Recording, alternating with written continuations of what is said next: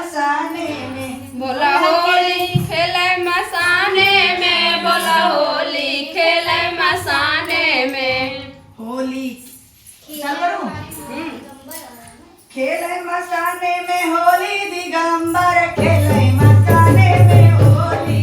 खेले मसाने में होली दिगंबर खेले मसाने में होली। अरे खेले मसाने में होली दिगंबर खेले मसाने में होली। खेले मसाने में होली दिगंबर खेले मसाने में होली। भूत पिचास बटोरी, अरे भूत पिचास बटोरी दिगंबर खेले मसाने में होली।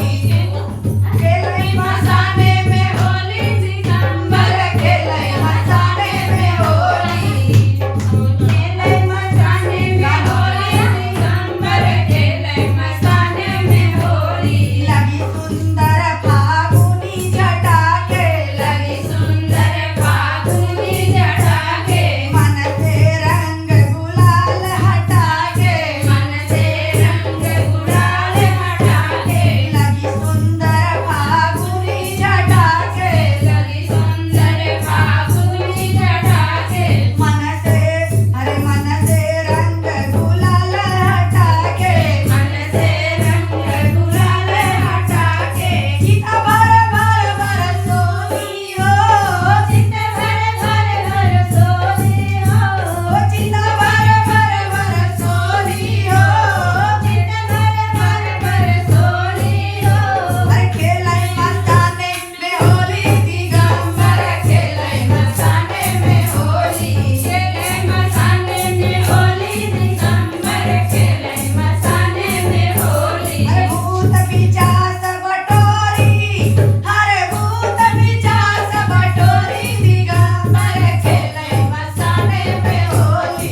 खेले मसाने में होली दिगंबर खेले मसाने में होली। नाचत गोपी श्यामल राधा, नाचत गोपी श्यामल राधा, ना कोई रोके कौनो बाधा, ना कोई रोके कौनो बाधा, ना कोई रोके न कौनो बाधा, ना कोई रोके कौनो बाधा। नाता जन संग गोरी, अरे नाता जन संग गोरी दिगंबर खेले मसाने में होली।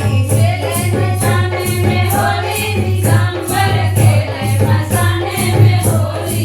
नाचत गावत डमरूधारी, नाचत गावत डमरूधारी, नाचत गावत डमरूधारी, नाचत गावत डमरूधारी। छोड़ो सर्प गले पिचकारी, हर छोड़ो सर्प गले पिचकारी दिगंबर खेले मसाने में होली। खेले मसाने में होली दिगंबर खेले मसाने में होली।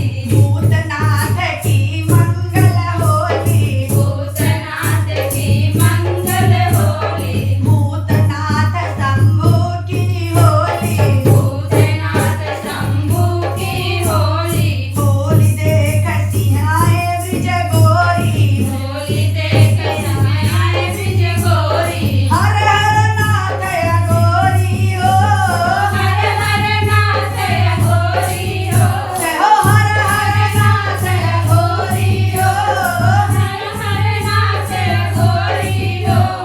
धन धन नाथ अघोरी दिगंबर, धन धन नाथ अघोरी। धन धन नाथ अघोरी दिगंबर, धन धन नाथ अघोरी। अरे खेले मसाने में होली दिगंबर खेले मसाने में होली। खेले मसाने में होली दिगंबर खेले मसाने में होली। बोलो भोले बाबा की जय।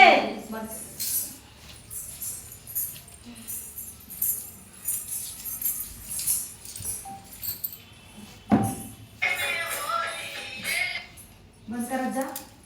ये लगे चल पर बनी आखिरी लड़के थक गए जी थक गए। चल ये का कह रहा होगा दुल्हन?